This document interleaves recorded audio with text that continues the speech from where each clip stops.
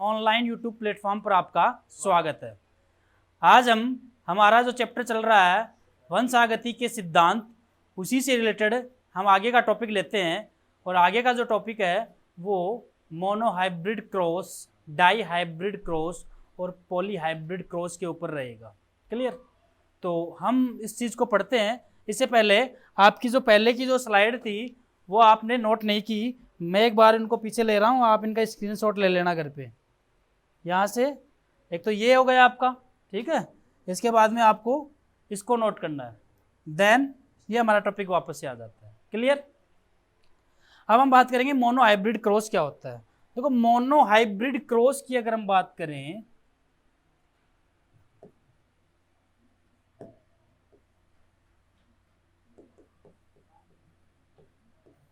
Mono hybrid cross की हम बात करें तो जो क्रॉस वर्ड है वो आपको मैंने पहले भी बताया, जो वो क्रॉस वर्ड है वो आपका किसके लिए आ रहा है यहाँ पर, वो क्रॉस वर्ड दो चीज़ों को मिलाने के लिए आ रहा है। और इसके लिए मेंडल ने जो टेक्निक यूज की थी उसमें उसके पास एक तो विपुंसन थी और एक थैलीकरण। वापस से मैं रिवाइज नहीं करूँगा, हमें आगे भी चलना है, चैप्टर को जल्दी से फिनिश भी करना है। पीछे का वीडियो देख लें अगर आपको कोई दिक्कत आती है तो। विपुंसन और थैलीकरण अच्छे से समझा दिया गया है, ठीक है। ये दो टेक्निक यूज की थी। अब बात करते हैं मोनो हाइब्रिड क्रॉस की।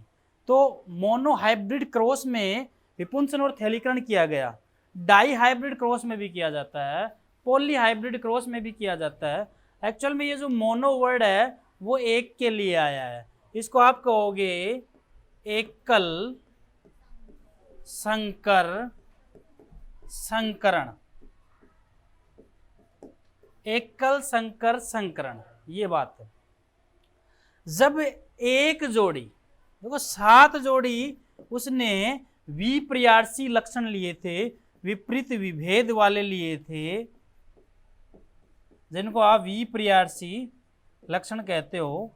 ये विपरीत विभेद वाले 7 जोड़ी लक्षण लिए थे, 7 जोड़ी ट्रेट हो गई थी उसके पास।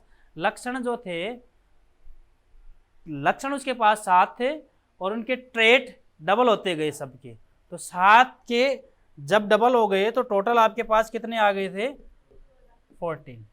अब ये सारे 14 जो करेक्टर थे वो एक दूसरे के साथ विपरीत विभेद वाले थे। लंबा, बौना, हरा, पीला, सफेद, बैंगनी, एक दूसरे के साथ क्या थे? ये विपरीत विभेद को प्रकट कर रहे थे।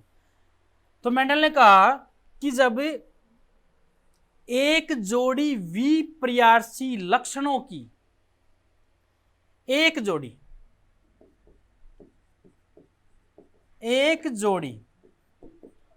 विपर्यासी लक्षणों की, जो विपरीत विभेद वाले लक्षण है, एक जोड़ी लें, सिर्फ एक जोड़ी विपर्यासी लक्षणों की वंशागति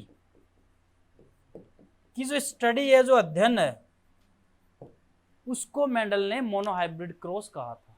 क्या कहा था? मोनोहाइब्रिड। एक जोड़ी विपर्यासी लक्षण है, इनकी वंशागति देखनी है तो एक दूसरी पीढ़ी में जाने भी चाहिए और उनका अध्ययन करना है। तो आप इसको क्या कहोगे? एक जोड़ी, मैं लिख देता हूं, एक जोड़ी विपर्यासी, एक जोड़ी विपर्यासी लक्षणों की वंशागति का अध्ययन,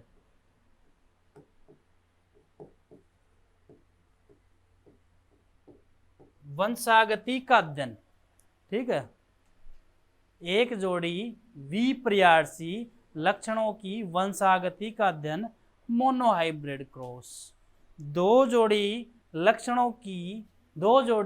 विपर्यासी लक्षणों की वंशागति का अध्ययन, डाई हाइब्रिड क्रॉस। 2 से अधिक जो भी लिया जाता है, पॉली हाइब्रिड क्रॉस। तो यहाँ पे एक जोड़ी लक्षण, सिर्फ एक जोड़ी। जैसे यहाँ पे उन्होंने एक जोड़ी लिया था, उन्होंने क्या किए थे? लंबे और बौने पौधे लिए थे। ये एक जोड़ी तो है, विपर्यासी है, एक जोड़ी है। अब इनके साथ ये थोड़ी ले रहा है कि लंबे हैं और इनके बीज का कलर भी देखेंगे, अगर मान लो इनके बीज का कलर भी देखता वो साथ में, तो 2 जोड़ी हो गए। वो बोले लंबे को भी देखूंगा, बीज का रंग भी देखूंगा और फूल का रंग भी देखूंगा, 3 जोड़ी करेक्टर हो गए। समझ में आ रही है बात? तो उसने कितने करेक्टर लिए, मतलब कितने ट्रेट लिए? 2 लिए। तो 2 जोड़ी विपर्यासी लक्षणों की वंशागति का अध्ययन मोनोहाइब्रिड, 1 जोड़ी विपर्यासी लक्षणों की वंशागति का अध्ययन मोनोहाइब्रिड क्रॉस। अब उन्होंने सारे लंबे पौधे लिए एक तरफ और बौने पौधे भी थे उसके पास। ये तो उसके समझाने का तरीका है, ऐसे अलग अलग रख के नहीं देखा उन्होंने, उसने काम करवा रहा था वो। फिर इनका इन्होंने क्रॉस करवा लिया। क्रॉस का मैंने आपको समझा दिया, विपुंसनोत्थलीकरण। फिर उसके पौधों को उसने, बीजों को उसने उगाया। उगाने के बाद पौधे प्राप्त हुए।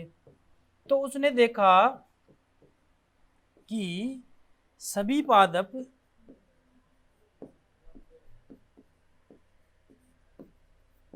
लंबे थे और इस पीढ़ी को उसने F1 पीढ़ी कहा। पहले जो लिया उनको उसने जनक कहा, जिसको P वर्ड से रिप्रेजेंट करते हैं, पेरेंट्स। किससे रिप्रेजेंट करते हैं? पेरेंट्स से।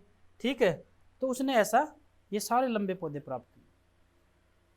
जब लंबे पौधे प्राप्त हुए तो उसने यहाँ पे कुछ रिजल्ट निकाले ऐसे खुद की तरफ कि यार मैंने दोनों जनकों के लक्षण लिए थे, मैंने लंबा भी लिया बोना भी लिया, लेकिन पहली पीढ़ी में बोना कहीं नहीं आया, यानी सिर्फ एक जनक के लक्षण प्रेजेंट हुए, दूसरे जनक के लक्षण आए ही नहीं। क्या दूसरे जनक के लक्षण खो ही गए क्या मेरे पास? मैंने कुछ ऐसा विचार किया, क्या दूसरे जनक के लक्षण अब कभी नहीं आएंगे क्या? लेकिन उसने फिर और विचार किया और इनको ऐसा का ऐसा छोड़ दिया, बोला आप कुछ नहीं करेंगे इनका। तो जैसे इनको ऐसा का छोड़ा तो इनमें अपने आप ही क्या हो गया भाई? स्वपरागण अपने आप ही हो जाएगा। जैसे स्वपरागण इनमें हो गया तो कुछ पौधे लंबे आए और कुछ पौधे इसके पास बौने आए। अब इनको तो हटा दो आप, जनक को तो। अब इसके लिए ये F2 पीढ़ी है, इसके लिए जनक कौन हो गया? ये हो गए। इसके लिए जनक ये है। समझ में आ रही है बात? तो ये बोल रहा है कि अब एक ही जनक से 2 लक्षण निकल के आ गए। तो जब स्टार्ट में मैंने 2 जनक लिए थे, लंबा और बोना, तो F1 पीढ़ी में केवल एक जनक का लक्षण आया, दूसरे जनक का लक्षण आया ही नहीं। लेकिन जब इनका स्वपरागण होने दिया, स्वपरागण क्यों? क्योंकि मैं उनसे सोचा कि बाहर से कोई चीज़ नहीं मिलाएंगे, तो उन्हीं में से तो निकल के आया। अगर आप बाहर से डाल दो तो ये कह दो कि सर बाहर से जो डाला था ना उसमें कोई बोनेपन का गुण होगा, तब आ गया होगा, लेकिन इसी में से निकल के आया। तो उसने बताया कि एक लक्षण,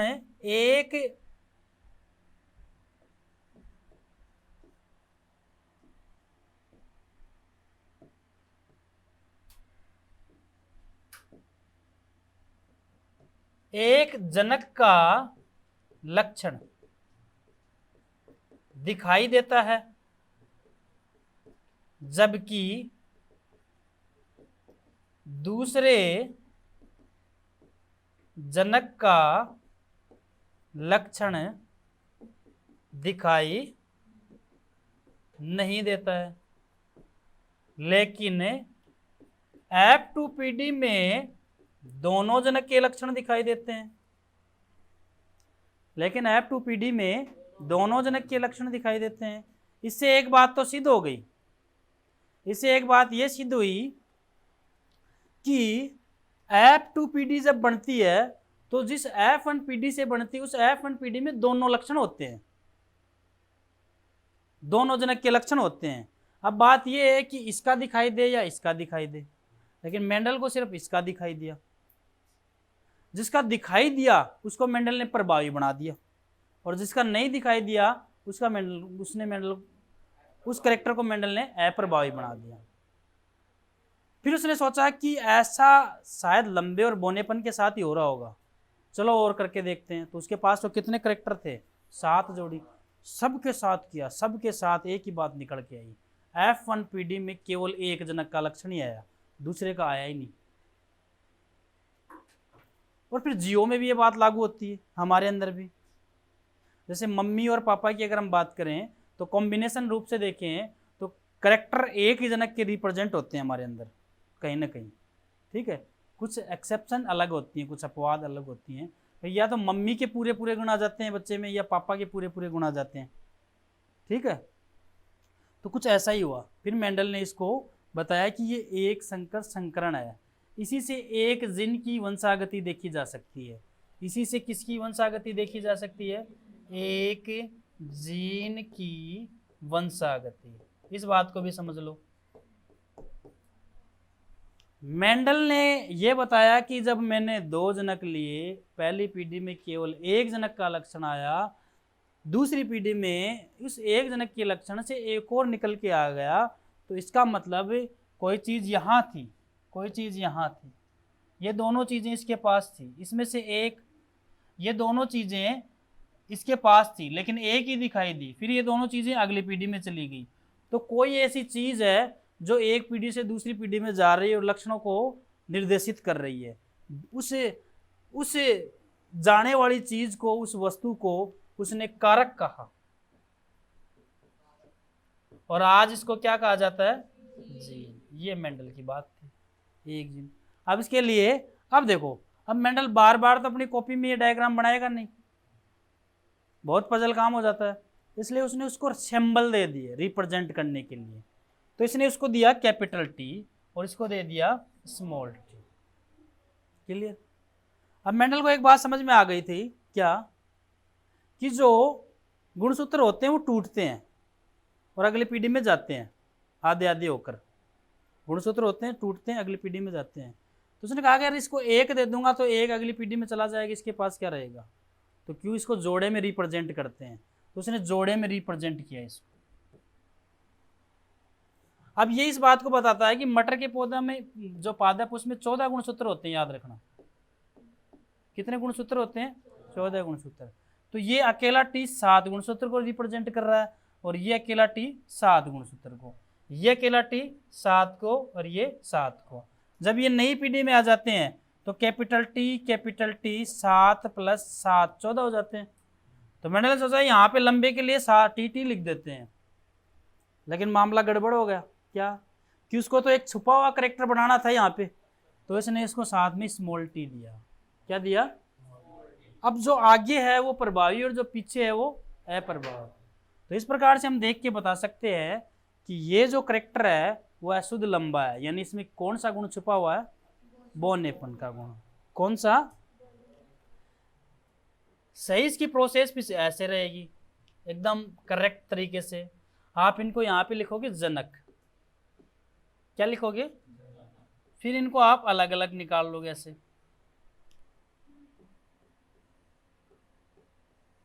क्योंकि आपको पता है ये कैपिटल टी द्विगुणित चीज को रिप्रेजेंट कर रहा है। द्विगुणित किसे कहोगे? जिसमें उसके पूरे गुणसूत्र हैं द्विगुणित। अब ये अलग अलग हो गए तो इसको अगुणित कहोगे आप, तो ये युग्मक हो गए। क्या हो गए? अब एक युग्मक ये, एक युग्मक ये, इसके पास 2 युग्मक है, इसके पास भी 2 युग्मक है। अगली पीढ़ी में कैपिटल टी और कैपिटल टी, इनको क्रॉस करवाओगे आप तो एक्चुअल में सारे एक ही निकल के आएंगे, तो इसलिए एक ही लिख देते हैं। ये कुछ इस प्रकार से होता है। आप इसको इससे क्रॉस करवा रहे हो, इसको इससे क्रॉस करवा रहे हो, इसको इससे क्रॉस करवा रहे हो, इसको सब जगह कैपिटल टी और स्मॉल टी आ रहा है, तो सब जगह एक ही आ रहा है तो एक ही लिख देते हैं, इसलिए एक ही लिखा जाता है। अगर ज़्यादा 2 होते तो 2 लिखे जाते। नई चीज़ तो कुछ बन नहीं रही। ठीक है, यहाँ पे उसने उसको F1 PD कहा। क्या कहा? और यहाँ पे लिखा उसने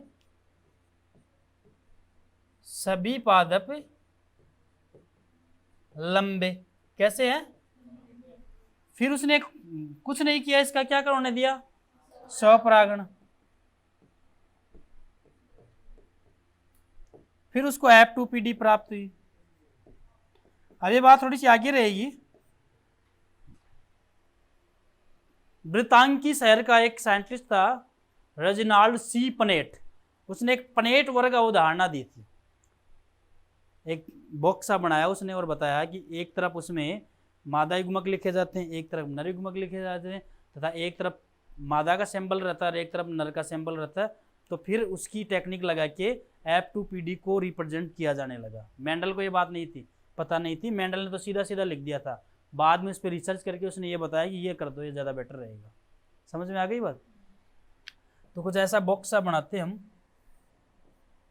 हमारे पास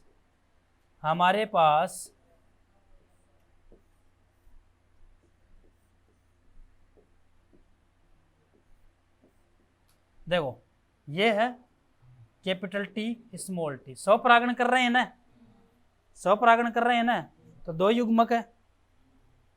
आपने इसको मादा बनाया, इसको नर बनाया, या इसको नर बनाया, इसको मादा बनाया, तो एक युग्मक किसके लिए हो गया? मादा के लिए, और एक किसके लिए हो गया? नर के लिए। इधर भी सेम कर दिया, क्यों? क्रॉस किससे करेगा? इसी से। तो फीमेल का सिंबल लगा दिया। देन इसको क्रॉस करवाते हो आप कैपिटल टी, देन इसको क्रॉस करवाते हो capital T small T. Capital letter आप पहले लिखोगे, इसको इससे करवाते हो तो कैपिटल टी स्मॉल टी, इसको इससे करवाते हो तो स्मॉल टी, ऐसा कुछ आया। तो उसको 4 प्रकार के पौधे दिखाई दिए। वैसे 4 नहीं बनाए थे उसने, ये समझाने के लिए हो गया। 4 प्रकार के पौधे दिखाई दिए। 4 प्रकार के पौधों में 3 उसको लंबे ही दिखाई दे रहे थे देखने पे, उसको नहीं पता था कि ये इनके अंदर बोने का गुण भी छिपा हुआ है। तो उसने क्या कहा कि जो लक्षण पर रूप है वो 3:1 है। फिर बोला जीन पर रूप निकालो, तो जीन पर रूप निकालने के लिए इन सबको उसने स्वपरागण के लिए छोड़ दिया, इसको भी छोड़ दिया। इससे कुछ नहीं निकल के आया, इससे भी कुछ नहीं निकल के आया, इससे बोना निकल के आ गया, इससे बोना निकल के आ गया। तो उसको पता चल गया एक शुद्ध लंबा है और एक शुद्ध बोना है, एक शुद्ध लंबा है और एक शुद्ध बोना है, लेकिन 2 अशुद्ध लंबे हैं। क्यों? क्योंकि इनमें बोने छुपे हुए थे जो निकल के आए। तो बस बात लिख दी उसने, 1:2:1। ये उसके समझाने का और रिप्रेजेंट करने का तरीका था, ये उसकी गणितीय पद्धति थी। बाकी ऐसा कोई पेड़ पौधों पे लिखा थोड़ी होता है। समझ में आ रही है बात? तो ये उसका तरीका था। इसको आप मोनोहाइब्रिड क्रॉस के अकॉर्डिंग समझाओगे, और डाई हाइब्रिड क्रॉस के अंदर आपका दूसरा वो रहेगा, ठीक है, नियम रहेगा। देन इसमें थोड़ा सा हम देख लेते हैं। अच्छा, स्लाइड हमारी पीपीटी हमारी बहुत ज़्यादा है, लगभग हमने कुछ लगभग डलवाई है मैंने। तो काम करते हो जब घर पे करते हो तो मैं एक बार सारे को दिखा देता हूँ, आप काम तो सही सारा कर लेना, और बाकी मैं आज कहाँ तक हुआ वो देखते हैं। एक ये पीपीटी सबका स्क्रीनशॉट लेके रख लेना, आगे तक डलवा रखा है।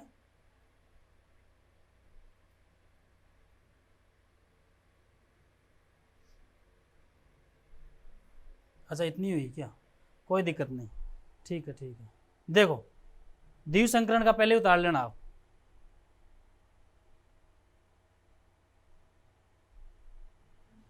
ये आ गई बात।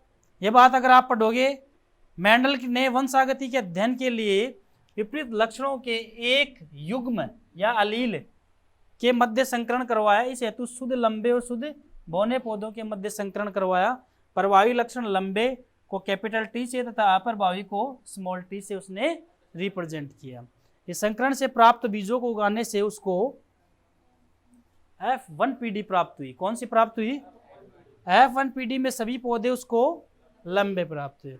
संकरण में मेंडल ने यह देखा F1PD में प्राप्त सभी पौधे अपने लंबे जनक के समान थे। जनक 2 थे उसके पास, एक लंबा था और एक बोना, ठीक है। इनमें से कोई भी बोना नहीं था। इसी प्रकार के परिणाम अन्य भी प्रयासी साथ ही थे ना उसके पास, तो और का भी उसने करके देख लिया, उसको भी ऐसा ही रिजल्ट मिला। संकरण करवाया और प्राप्त हुआ यही रिजल्ट। इन प्रयोगों से उसने सिद्ध करके निष्कर्ष निकाला कि F1PD में दोनों विपर्यासी लक्षणों में से केवल और केवल एक ही प्रेजेंट होता है, ठीक है।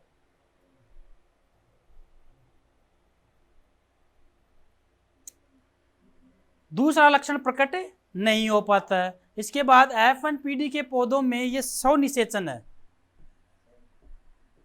स्वपरागण भी लिख सकते हो, स्वनिषेचन भी लिख सकते हो, एक ही बात है। करवाकर बीज प्राप्त किए। इसे F1PD का अच्छा इसको F2 कहोगे, क्या कहोगे? F2PD में लंबे और बोने दोनों प्रकार के पौधे प्राप्त हुए, जिनका लक्षण प्रारूप कितना था 3:1। 3:1 को एक संकर संकरण प्रारूपिक अनुपात। अभी आपसे कोई पूछ ले मोनोहाइब्रिड फिनोटाइपिक रेशियो लिखो तो 3:1 लिख देना बस, ठीक है। इनमें से बौने पौधों के बीजों को वापस उगाने से उनमें उगाने व उनके स्व निषेचन से बौने पौधे प्राप्त हुए, तथा लंबे पौधे के बीजों को वापस उगाने और स्व निषेचन से पुनः लंबे और बौने पौधे प्राप्त हुए। इस आधार पर उसने 1:2:1 का रेशियो भी निकाल लिया था, जिनका जीन प्रारूप है, ठीक है। ये जीनोटाइप लिखा हुआ समझ जाना इससे, ठीक है। देखे तो ये 1:2:1 है। एक्चुअल में ये बात मैंने डाल भी दी ताकि आपके कंफ्यूजन नहीं रहे। कल प्रश्न कर रहा था ना मैंने कि उसने कैसे प्राप्त किया, उनका वापस से क्या करवाया उसने, स्वपराग। अर्थात लंबे पौधों में समयुग्मजी कैपिटल टी विषम युग्मजी capital T small T gene थे, जबकि बौने पौधे में सिर्फ कौन सा था, कैपिटल स्मॉल टी। इस प्रकार एक संकर संकरण का लक्षण प्रारूप अनुपात 3:1 तथा जीन प्रारूप अनुपात 1:2:1 प्राप्त हुआ, ठीक है। ये मेंडल द्वारा वो बात पहले से आ गई आपकी, एक बार वो पहला लक्षण जो होगा वो प्रभावी होगा और दूसरा है प्रभावी रहेगा, ठीक है। और ये डाई हाइब्रिड क्रॉस की हम कल बात करेंगे, आज के लिए इतना ही रहेगा आपका, ठीक है। तो डाई हाइब्रिड क्रॉस हम कल पढ़ेंगे, आज के लिए इतना ही है। चैप्टर को अच्छे से समझना, वीडियो को आप देखते रहो, वीडियो आपके पास पड़े ही हैं, जब भी आपको पढ़ना होता है तो चला के देख लो आप उसको, ठीक है। जब सुविधाएं हैं तो आप इन सुविधाओं का फ़ायदा उठाएं। Thank you so much.